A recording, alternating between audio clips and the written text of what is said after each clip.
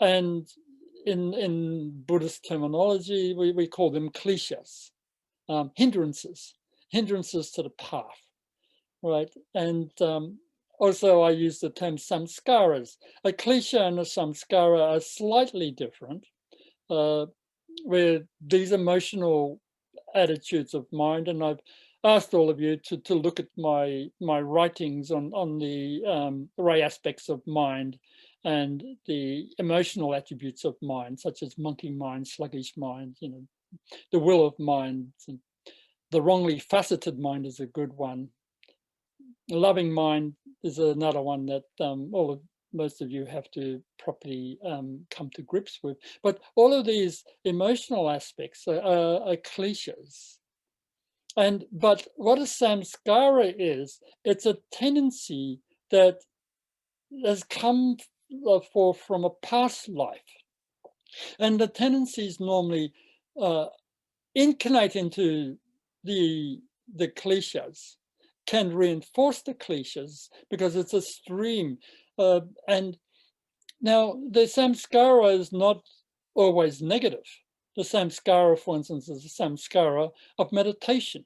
If you're yogins and that in formal life, then that type of samskara draws you to somebody like me. It's the samskara, for instance, of wanting beauty and harmony and joy around you and giving that outwardly in your everyday life, to always be joyous. That's another samskara that comes again from yogic life.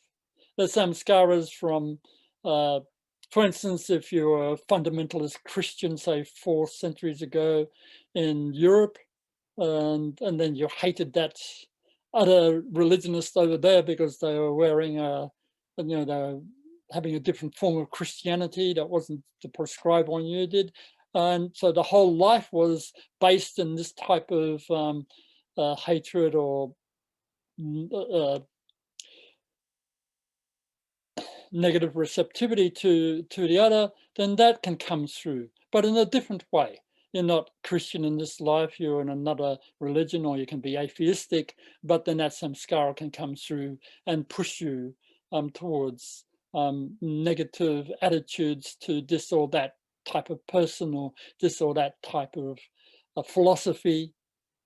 And so these kleshas are one thing, and kleshas can come and go from this life, but samskaras are these strong tendencies that are driving from a past life.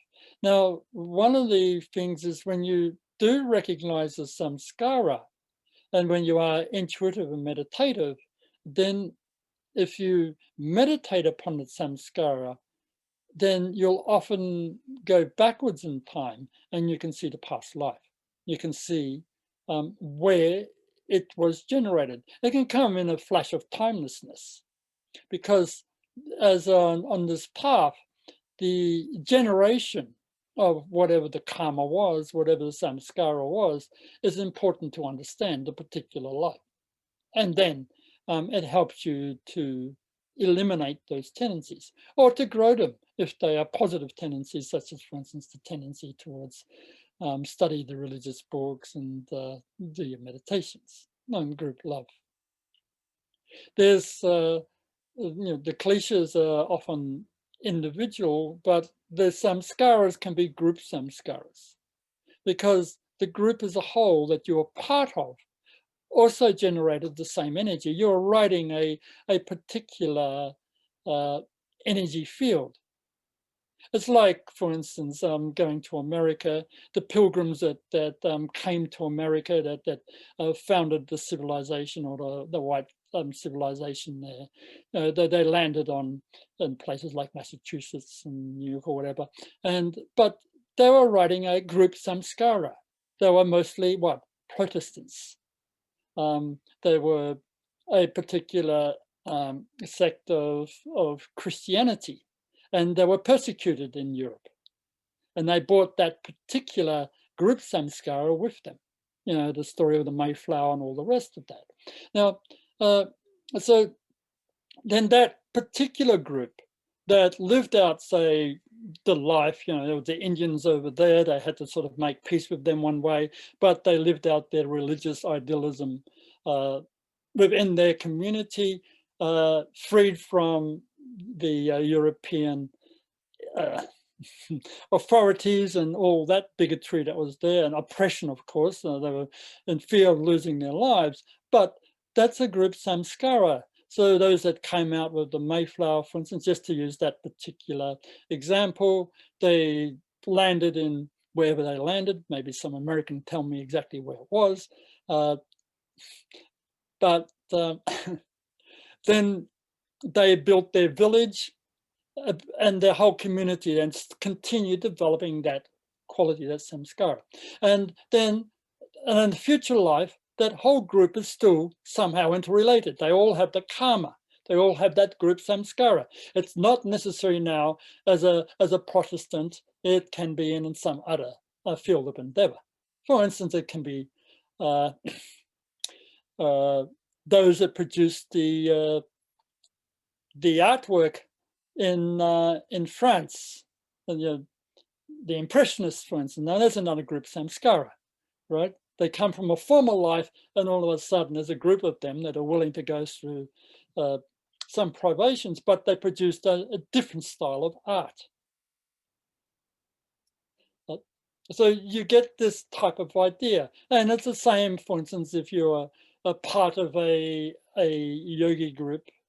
I can say around Milarepa, which is easier always to think of, you know, the group around him. And then when they reincarnate, because but they're being trained similar to you, as yogins in a mountain sort of scenario, and they were brothers together.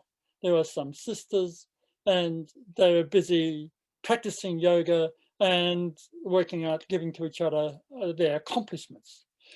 They didn't need to talk much, because telepathy is the mechanism of exchange amongst yogins once they've developed some siddhis. But that's another group, samskara, that can, for instance, manifest in a group like this now. And you're scattered over the world, but the same energy field, the same energy pattern that was created then is still flowing through into the now. And then one can use the group going backwards in time to ancient Egypt, even further to Atlantis and so forth, that whole stream of the energy field that was created then brings with it its own types of karma that those individuals have created one way or another, for good and for bad, from life to life.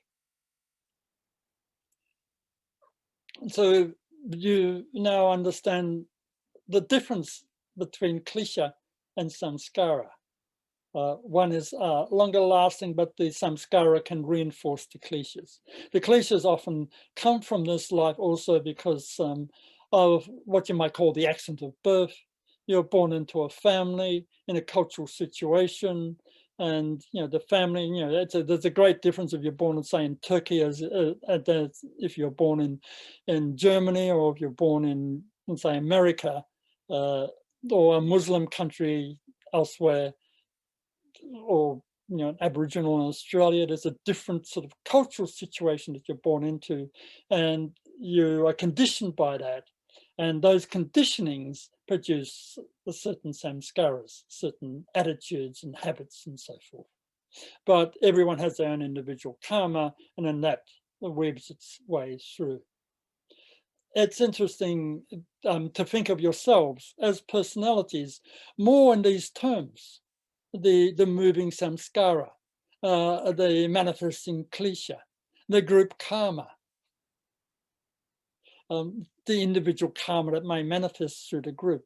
What brings two people together out of this, you know, the 7 or so billion people to live together, to share themselves and to make a family?